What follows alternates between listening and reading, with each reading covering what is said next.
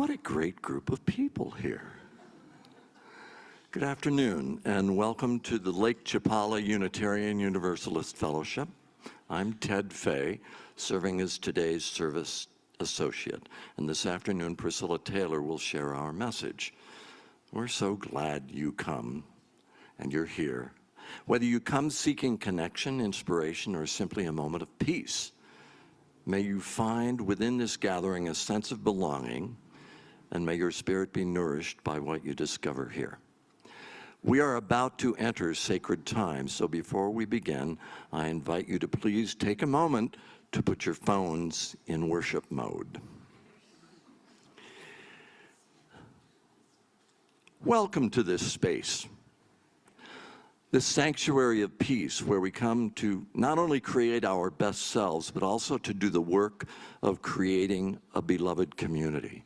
We come together today as individuals, much like individual pieces of glass or pottery that are different shapes, sizes, and colors, all of which are broken with imperfect, jagged edges, but always beautiful.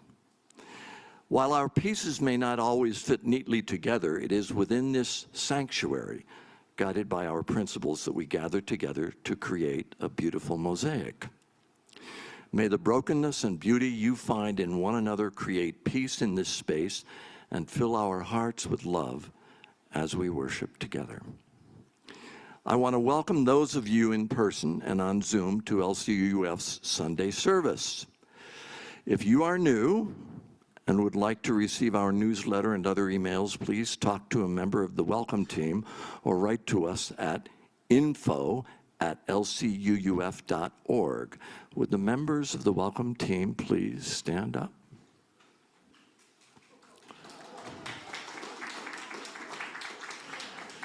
We have one special announcement today. We invite you to stay after the service to help us plan Sunday services for the months of February, March, and April. We won't actually script the details, but we will work on service topics.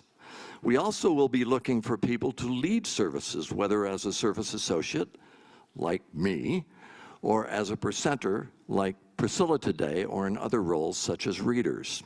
The meeting is usually done in under an hour, and people on Zoom are welcome to join in and help out as well. So, I want to take a moment to extend a very warm welcome to everyone who's visiting us, whether you're here for the first time or have returned or reconnected with us after a long absence. As Flo passes the mic, I invite you to say your name and tell us where you're from. And if you are on Zoom, please introduce yourself in the chat box, and it will be read aloud in the fellowship. So we'll start with the people in the room.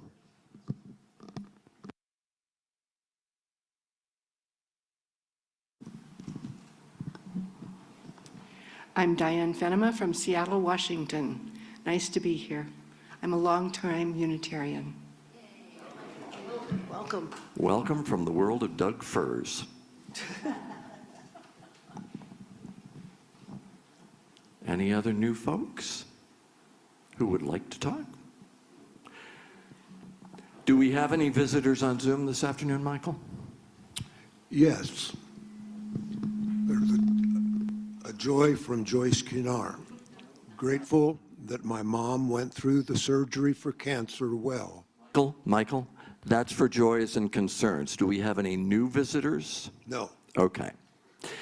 Welcome to all, visitors, members, and friends. And I need to have the scroll gone up. Here at LCUUF, each week offers something unique. Reflections from our minister, the Reverend Matt Alsbaugh, as well as insights from members and guest speakers. We warmly invite you to return and journey with us through this ever-unfolding landscape of thought, spirit, and belief. Our chalice lighting words today are by Craig Rowland, a Unitarian Universalist poet. Where the streets are holy. We light this chalice for the sacred that walks unshod through alleyways, that leans against brick walls with smoke on its breath, that hums in neon flicker and bus exhaust. This flame burns for the holiness found in dirty hands, in cracked voices, in those moments of sudden stillness between sirens and footsteps. Not every sanctuary has walls. Some are made of shadow and asphalt. Some are stitched together from longing, kindness, and sheer survival. We light this flame to remember divinity does not always wear white. Sometimes it wears denim. Sometimes it looks like a stranger holding the door just a moment longer. It burns to show us what is real. And now, having lit our chalice, let us sing these words together.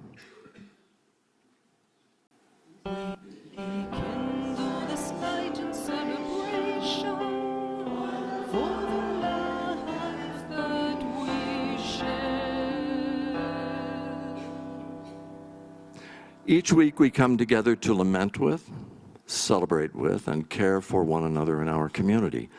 Love is not only at the center of our UU values, it's why we briefly share our personal joys, sorrows, and milestones.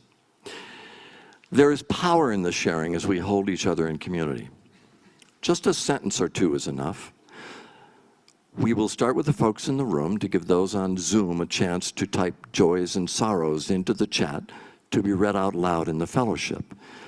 So as the mic is passed, please share your sorrows, whatever you may be holding that is in need of our healing and caring thoughts, and or your delights, whatever you may be celebrating, whatever evokes within you feelings of joy, peace, or gladness.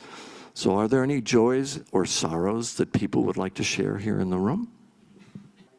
Is that on? Yeah, no. I'm Eric. I'm really glad to be back. This is the first time in about 6 or 7 weeks I've been well enough to come to the service. So, thank you. Hi, I'm Marcia Bully. Oops, sorry. I'll hold her while here.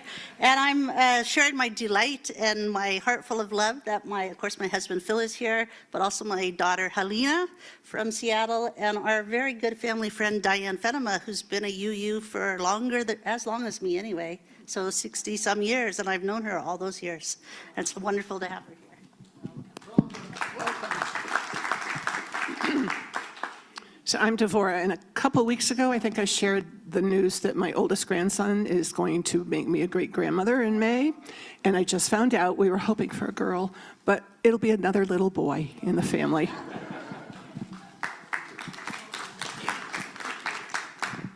Acabo de terminar mi viaje a Sudamérica por 6 semanas practicando mi español, principalmente en Argentina y Chile.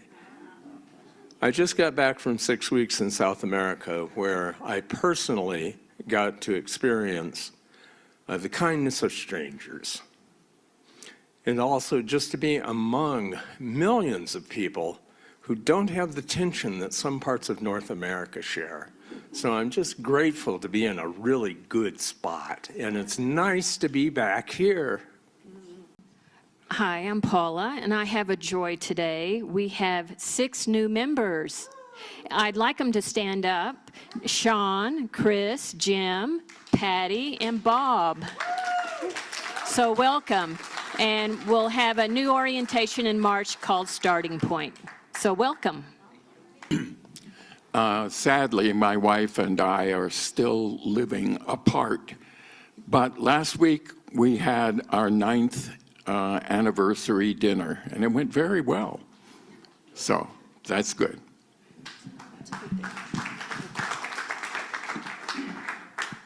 Anyone else? Are there any joys or sorrows that were shared on Zoom this afternoon, Michael? Yes, one joy from Joyce Kinar. Grateful that my mom went through her surgery for cancer well and is now home. As we light this candle from our care team, I guess it already got lit, may its steady glow hold space for all that we have spoken and all that remains unspoken, each joy, each sorrow, embraced in the stillness of this sacred moment. Let us share a moment of silence.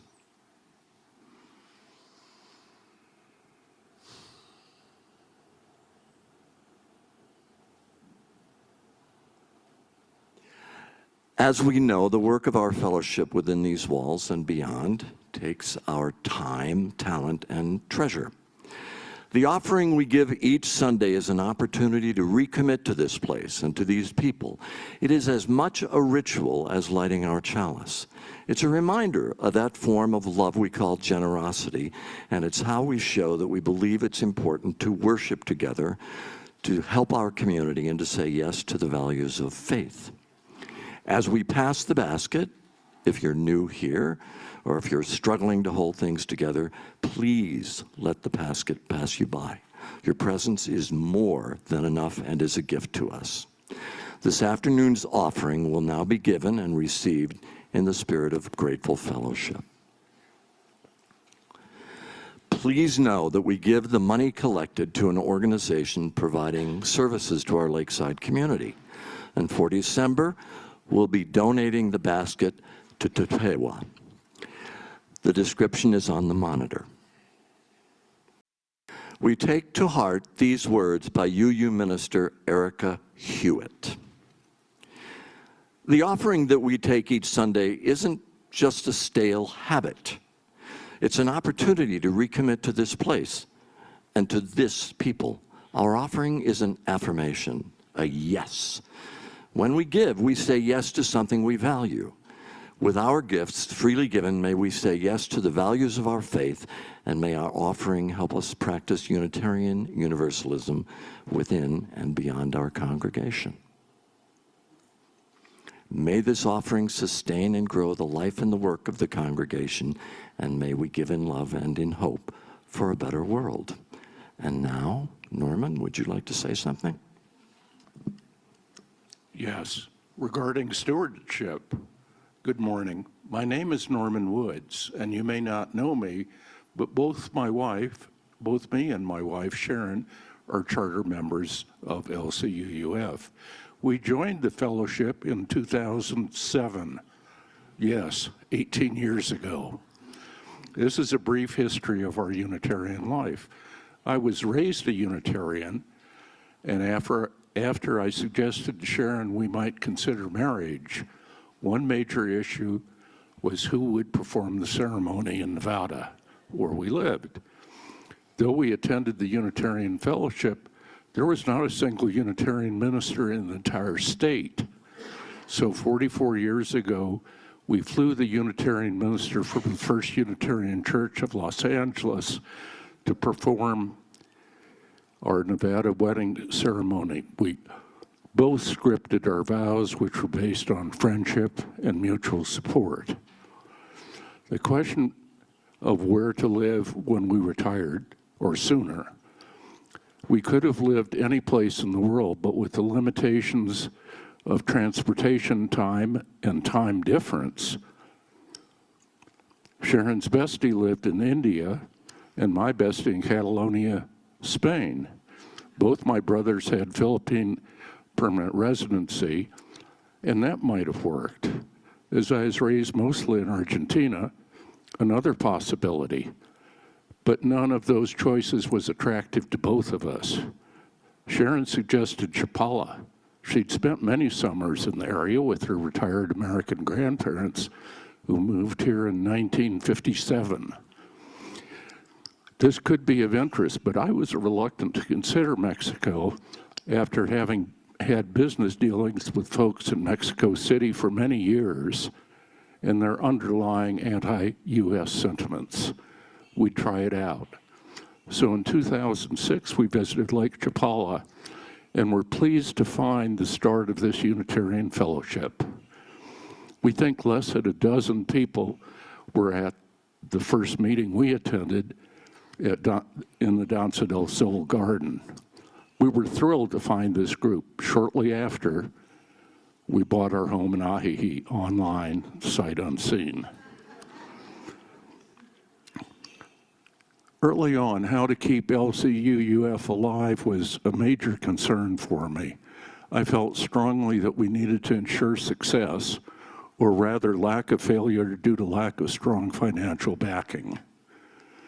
Lorna Dean, one of our early treasurers, incorporated a U.S. charitable corporation, LCUUF Inc., in Texas, and got us IRS 501c3 charitable status.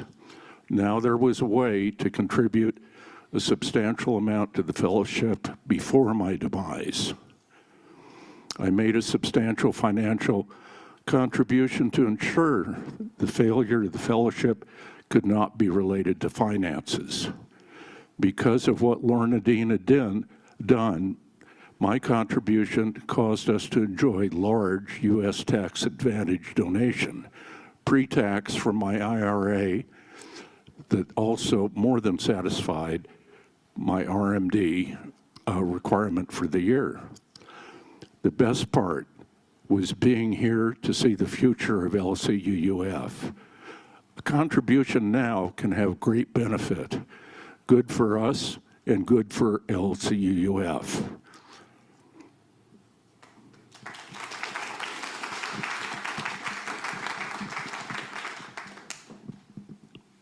Our opening hymn, you're going the wrong way. Keep going. Our opening hymn is Here We Have Gathered. Please rise in body or in spirit and join us in singing.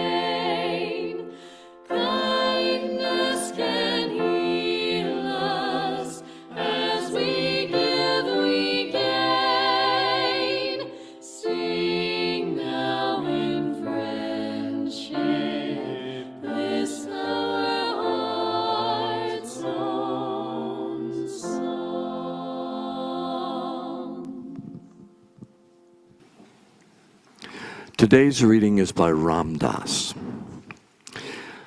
The most important aspect of love is not in giving or in the receiving, it's in the being. When I need love from others or need to give love to others, I'm caught in an unstable situation.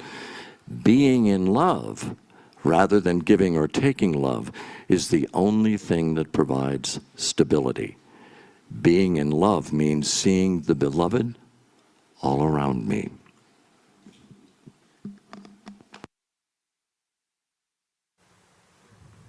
Okay. Are we on? Can you hear me? Okay. Before, I'd like to say a thing before I say my thing, which is that I'm a first-time presenter. I'm already nervous. The worst thing happened to a first-time presenter. You may or may not know this. Before every service like this, the entire team, the presenter, the service associate, the tech team, everyone comes Saturday morning to run through the entire thing to make sure the music works, the slides work, this works. Yesterday morning, the power was out. We didn't get to practice. So, props to the tech team who's running through this cold, and so far, pretty darn good. So if there's a little bit of... So if I'm doing a little more of this than usual, that would be why. So, here we go. Okay, that's not me. Still not me. No, you're going the wrong way. Going the wrong way. That's all Norm. Going the wrong way. You're going the wrong way. You need to go down.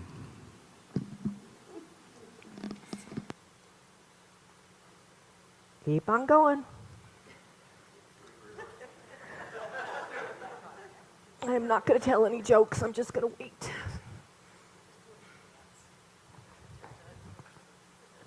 Video, there. There. Okay, that's me. Hi.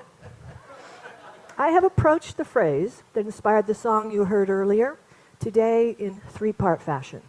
First, how I encountered it, followed by a brief history of the man who created it, and then I'll unpack its meaning for me.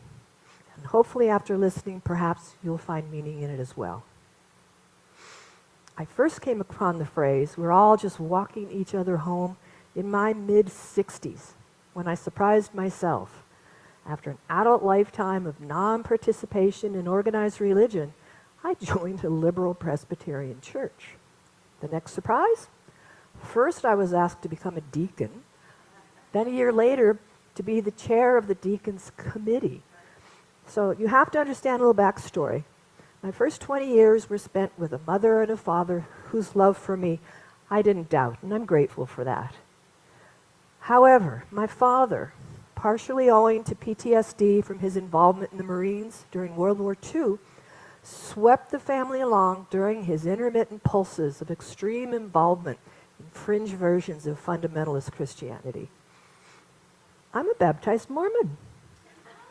About 3 years worth. No, now we're all studying Jehovah's Witnesses who knocked on the door and he invited in. Newsletters, books, radio talk shows, always in search of that one true path to absolution, perhaps from whatever he experienced in those jungles in the South Pacific. So it was that when I left for dorm life at the UC San Francisco School of Nursing, my tank was full of conflicting religious experiences. My interest in pursuing more of the same was pretty much on empty. I never returned to live in that home again. Visits only, marriage, career, kids, several moves. I always fashioned our family homes to be filled with animals, plants, books, music, food, but never the rhythm of a weekly attendance at a church.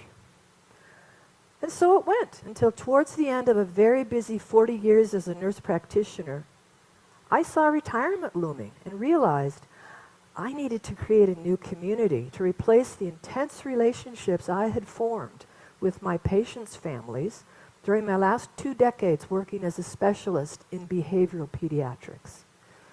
Usually at the end of those days, I preferred to decompress at home rather than to seek out more human interaction. We had friends, but they were few. A chance encounter led us to Emmanuel Presbyterian Church in Tacoma, Washington. We joined, and perhaps because all the other long-term members were tired, I found myself chairing that deacons committee. No one ever asked what I'd been up to spiritually for the last 4 decades. So I welcomed back my old friend, imposter syndrome, and just plunged in. So for our monthly meetings, I followed the template. I created the agendas. There was always a spoken prayer to begin each meeting. And then at the end, I wanted something to close with, something inspirational, but not necessarily biblical. To this day, I cannot remember where I came across Ram Dass's statement. I can tell you that when I saw it, that those of you who participate in the chalice circles, that phrase just shimmered for me. A stop in my tracks, fall in love with the message moment. Going forward, it was always printed at the bottom of each agenda until I left my assigned time as chair. Those years of meetings, projects, action items, none has really stayed with me. But that one phrase, we are all just walking each other home, has rattled and whispered in my brain ever since. When I become annoyed, irritated with someone just doing random human stuff, cutting lanes, forgetting, misunderstanding me, this phrase pops up. When someone becomes ill or needs support, it whispers, we're all just walking each other home.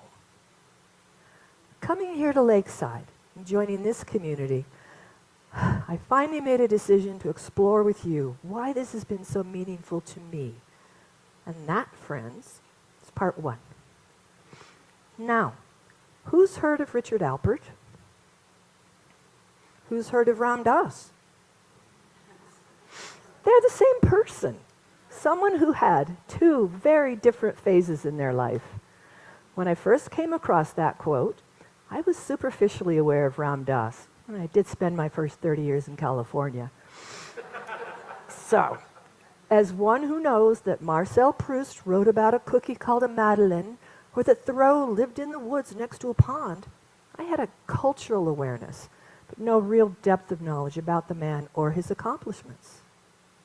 Richard Alpert was born into a wealthy family on the East Coast in 1931. When I was born, he was 18. He was academically successful in the many private schools he attended. And when he went to Stanford University, he chose psychology for his graduate studies instead of medicine, as his father had intended. First sign of a rule breaker. Following his graduate degree and several projects in the Bay Area, he was recruited by Harvard University to become their youngest fully tenured professor ever. It was 1958. He was 27. He joined his fellow academics in that post-World War II time when there was a growing desire to look under the hood of several of our assumptions about the definition of a successful life in America and to question the meaningfulness of our capitalistic juggernaut. For example, by age 27, he already had a Mercedes-Benz sedan, a Triumph motorcycle, an MG Roadster, a boat, and finally, a Cessna airplane. He attended the correct faculty parties. He drank a lot. He fathered a child that he was never informed of until his 60s. In his introduction to his book, Be Here Now, he admitted to his success, the role of a successful member of the American club, he who makes it. He was going through all the motions, but felt something was very wrong at the core of his life. Then he met Timothy Leary. Yes, you remember him. Leary was an untenured lecturer at Harvard with a tiny office and a closet down the hall, who had been brought on for his eclectic thinking and approach to ideas, such as Leary was just beginning experiments with a synthetic version of psilocybin obtained from a pharmaceutical company and later with LSD. Spiritual awakening, consciousness raising, potential use as the truth serum, all were up for grabs. Alpert joined Leary in his exploratory research, which of course involved taking the substances themselves. Over the next 4 years, Alpert, Leary, and several colleagues became more deeply involved in the use of what would come to be known as entheogens. Those are psychoactive substances used in cultures worldwide, typically from plants, to induce altered states of consciousness with the goal of enhanced religious and spiritual awareness. Now, at the time, these drugs were not yet illegal. Alpert and Leary began administering them to their graduate students. These were somewhat loosely constructed observational studies, which also included Alpert and Leary taking the drugs along with their students. Not surprisingly, as the administration of Harvard University learned about this, they were not at all on board. And in 1963, both men were fired. Rather than being disgraced by their release from prestigious Harvard, by this time they were so deep in the weeds, notice that? That they didn't lose their enthusiasm for entheogens. Instead, they went on to create a community of fellow explorers at an upstate New York mansion.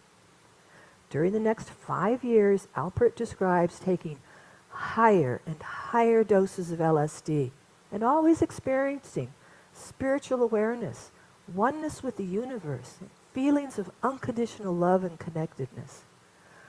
But then the trip would always end. For years, he persisted in this up-down cycle, high for days at a time, until in a state of depression, upon a friend's suggestion, he traveled to India and met the person who would become his lifelong guru, Neem Karoli Baba. It was Karoli Baba who gave him the name Ram Dass, which means servant of God. Now, early in his visit, one of the important revelations for Ram Dass was the unimpressed reaction that Karoli Baba and other gurus had when they tried the LSD that this American brought to India. Their response was, "Nah, we're in this state of awareness all the time because of our meditation practice." Alpert stayed in India for 1.5 years as a disciple. He returned to the U.S. and spent the rest of his life as a spiritual teacher, sharing blended elements of Hinduism, Buddhism, and yoga with the Western world, long before those practices became as familiar as they are today. He wrote more than 6 books. His most familiar was Be Here Now in 1971. He lectured widely. In 1978, he was a co-founder of SEVA, an organization that still functions today to treat and prevent blindness in developing countries. Each year until his death in 2019, he donated the majority of his yearly income to charity. And sometime in the middle of this spiritual journey, he uttered the phrase, "We're all just walking each other home." Even though that phrase has become so pervasive, just as I couldn't recall where I encountered it, my internet search didn't identify where or when Ram Dass first said this. A book? A lecture? No one could recall. Yet it has inspired songs, poems, titles of books, posters, mugs, t-shirts. Clearly I haven't been the only one for whom this phrase has shimmered. Now we come to the third part of today's presentation. What is it that makes this phrase so evocative for so many? At first, we can conjure an image of a stereotypical home. But is home always a building? A house? Could it be more about the feeling it evokes?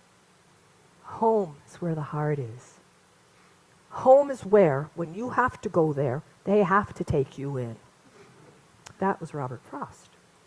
This may feel right, but for some, home is a place they never wish to return to. For most of us, our first home is not chosen by us. Instead, home can be a place, a creation we make for ourselves. Is it a physical place or an emotional space? People with like-minded folk. We can create homes for ourselves sequentially as we move through the years, or as many of us here at Lakeside do, we can maintain two homes simultaneously with deep connections to both, where you can create spiritual homes.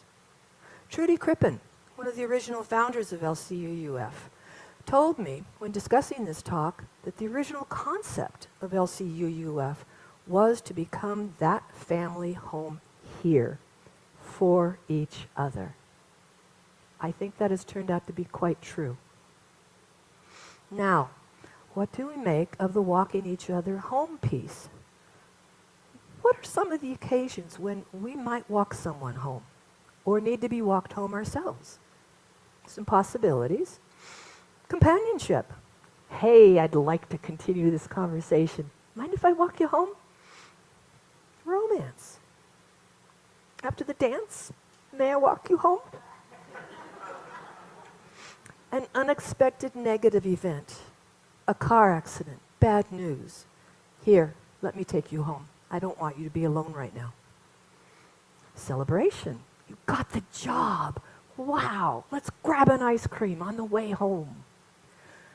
A change in physical or cognitive ability. Let me just sit here with you a while. I want to make sure you're okay at home. This last leads me into another aspect of home. Aren't we all walking, running, tripping towards that inevitable final home? Worldwide, we humans have created so many religious constructs to describe the final home we all must enter. For some time now, I've simply chosen to call it the Great Mystery. Now, an interesting thing occurred at some point during the last 10 years or so since I first remembered this phrase. I misremembered it. So, for me, it had morphed into, we are all here to walk each other home. We are all here to walk each other home. Subtle, but important. It became imbued with a message of purpose, a sense of instruction for who we could be or should be, for what our primary mission is during our time on earth. Is there anything more important than being present for each other? To be able and willing to walk another home? To not become cross or impatient with others or myself? It's become my reminder, my corrective. Which slides me into another question. What sort of person do we want walking us home? What attributes would they have? As we think about who we would want at our side, can this inform and create a template for who we want to be for others? Now, at this point, I'd like to pause and ask you to think about what characteristics come to mind for you. And hopefully, some of you will share your thoughts so we can learn from one another what that person would look like. We're going to take about 2 minutes, have a little music on, and during that interlude, please give it a thought, and then hopefully some of you will share.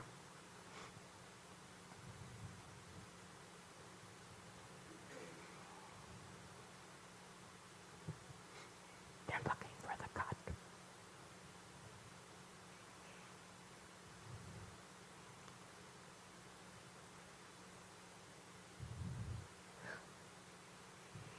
Isn't it this? They should scroll up just a little bit.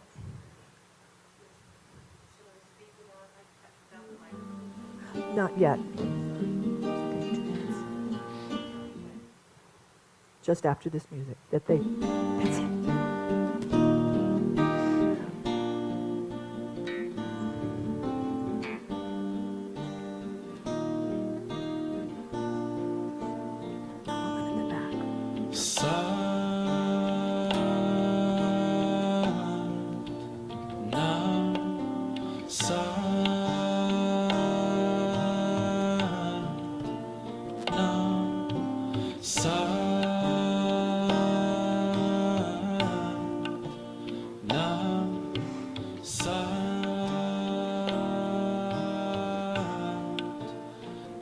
Let's hear you.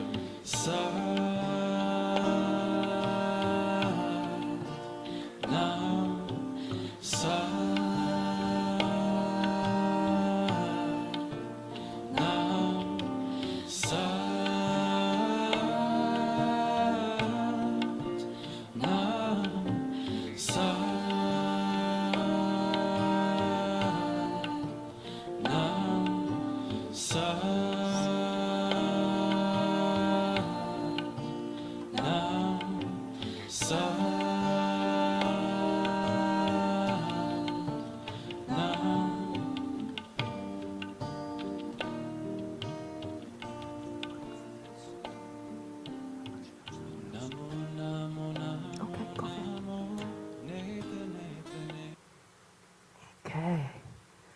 So I'd love to hear your reflections on what attributes you visualized during this little interlude.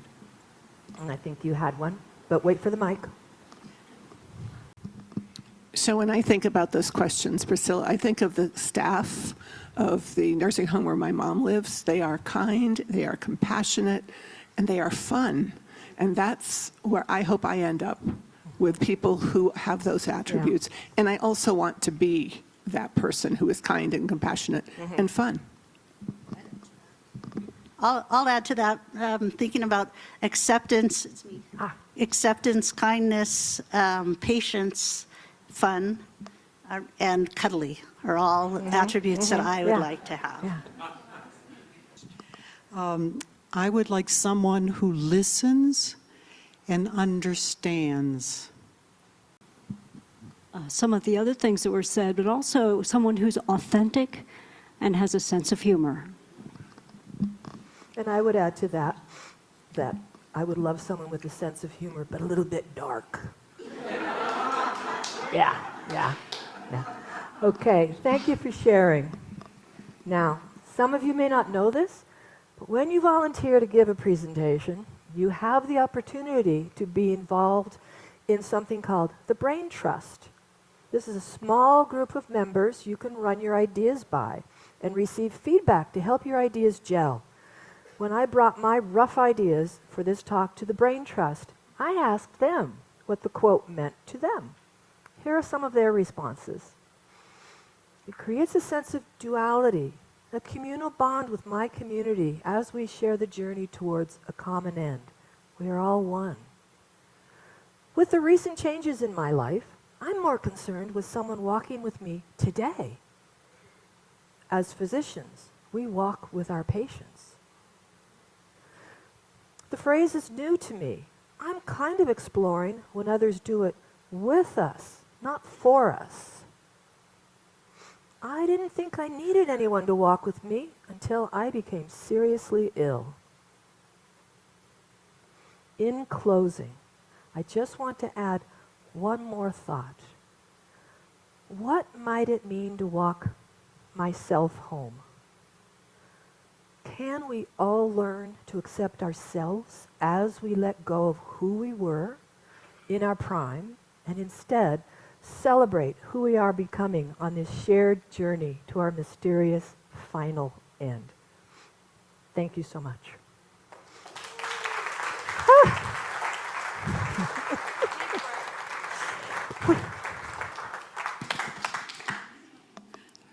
Matt has often has a moment of contemplation during the service, and Priscilla suggests something a bit different today. As we extinguish the chalice, as you hear and read the words of today's postlude song, perhaps you might turn to your neighbor, take their hand, and walk or dance together to the door or wherever it moves you.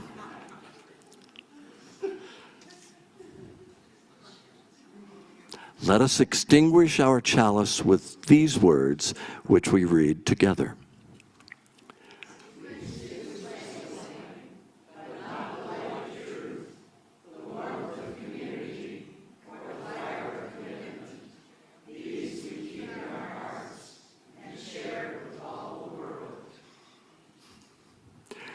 Our worship is over. Our service will begin. Now let us go home in peace and with a purpose while listening to this song.